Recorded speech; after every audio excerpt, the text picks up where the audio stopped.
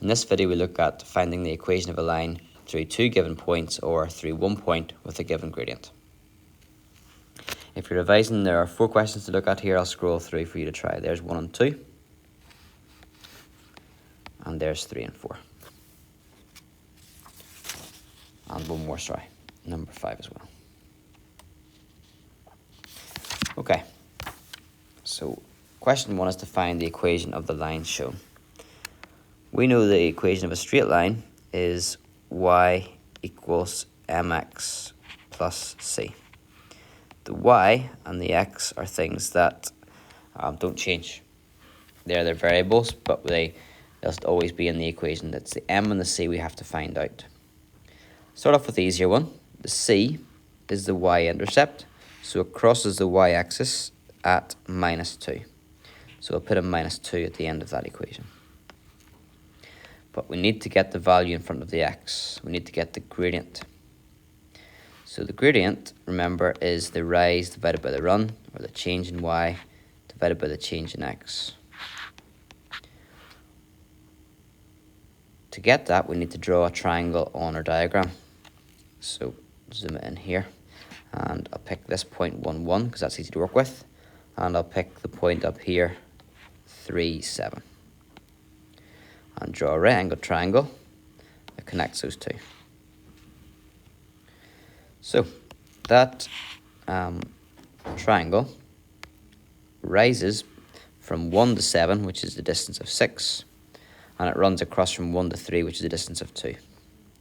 Or if you want the calculation, it's 7 minus 1 over 3 minus 1, which is 6 over 2, or 3.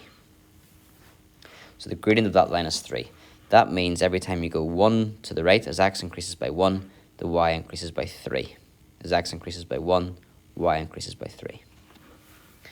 So instead of y equals mx plus c, it'll be y equals 3x minus 2. Okay, question 2. Find the equation of the line parallel to y equals 4x minus 3, which passes through 5, 2. If lines are parallel, they have the same gradient. And the gradient of this line is 4. So the gradient of a parallel line is also going to be 4. So this equation of a straight line is always y equals mx plus c. If this line is to be parallel, it has to be y equals 4x. So y equals 4x plus c. We haven't got it drawn out to find out c, like the example 1, but we are told that the line passes through 5, 2. That means 5, 2 satisfies the equation. So we can substitute 5, 2 into the equation because it works, and that will tell us what value c has to be in order for it to work. This is your x value, the first one, and this is your y value, the second one. So y is 2, and x is 5. So 2 equals 20 plus c. Take 20 off both sides, and you get minus 18 equals c. Final answer then, instead of y equals 4x plus c, it would be y equals 4x minus 18. Question 3. Find the equation of the line which passes through 1, 4 and 3, 10. So here, I'm just going to quickly draw my axes out. Goes through 1, 4 and 3, 10. And draw my straight line going through those points.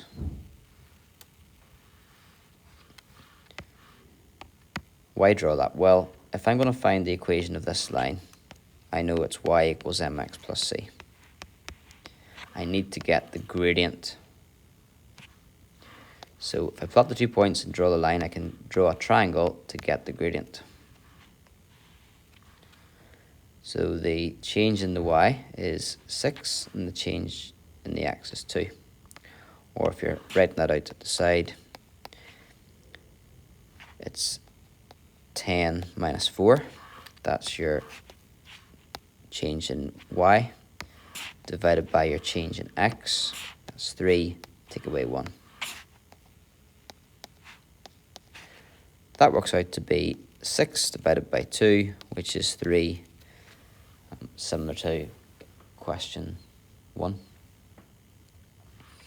So the equation of this line would be y equals 3x plus c, because we just worked out the gradient to be 3.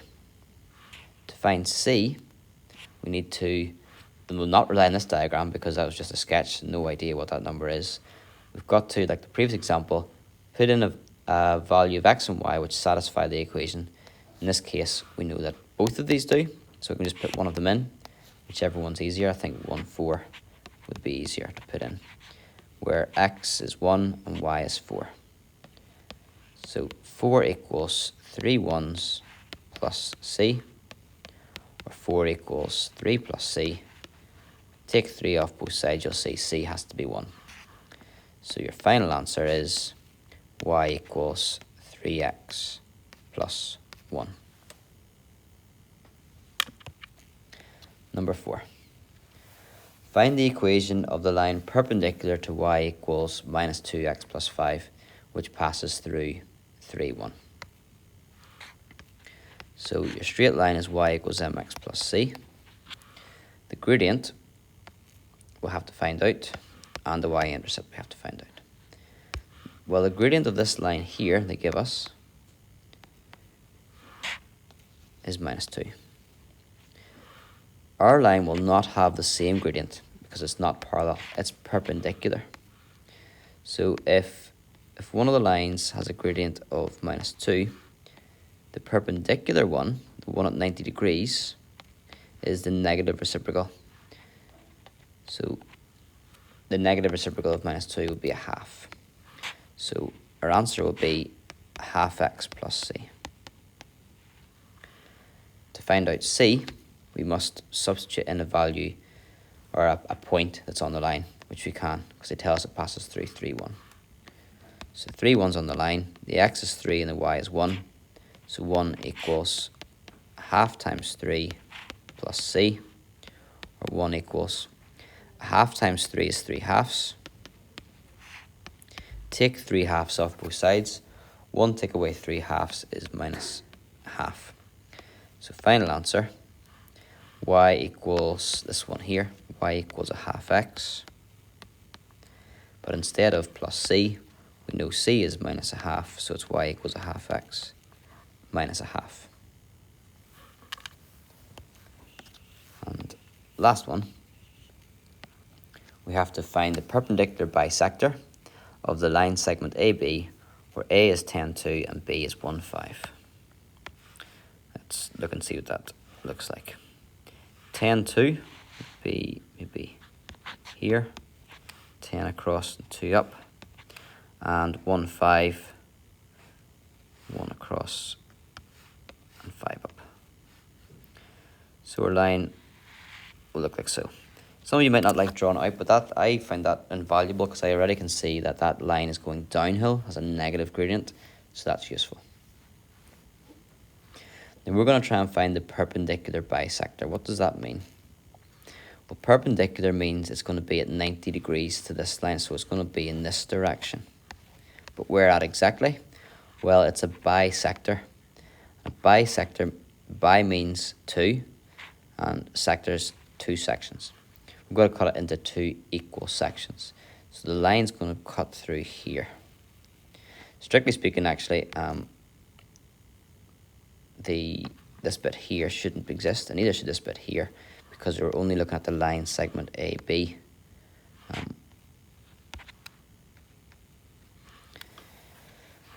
So halfway between those 2 points would be here, and then it's going to be a perpendicular. What is that point? I don't know, but it's the midpoint of AB, so I can work out the midpoint.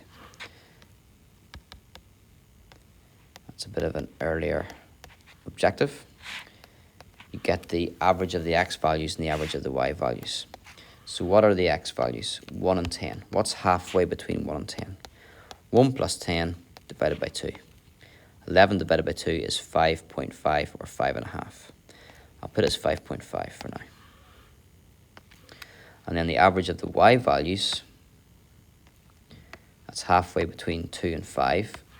2 plus 5 is 7, divided by 2 gives you 3.5. So the midpoint is 5.5 and 3.5. Okay. There's a lot to this that we still haven't got. Sometimes we need to just focus on what it is we are trying to get to. We're trying to get an equation of a straight line. We're trying to get the equation of this red line, which is the perpendicular bisector. So we need to know its gradient, and we need to know its y-intercept. Because of it drawn out, I could actually find the gradient of this line segment AB. So let's do that. I could draw my triangle between A and B. It actually falls down by 4 and then runs across by 9. So if I work out the gradient of that line AB, I'll put AB to make it clear which gradient it is. So gradient of AB would be 5 minus 2 over 1 minus 10, or you could do it the opposite way around, but you end up with 3 over minus 9, or minus a third. So the gradient of AB is minus a third. The gradient of the perpendicular would be the negative reciprocal of that, which would be 3. So the red line, the perpendicular bisector, will be y equals 3x plus c, because its gradient is perpendicular to AB, which is a gradient of minus a third.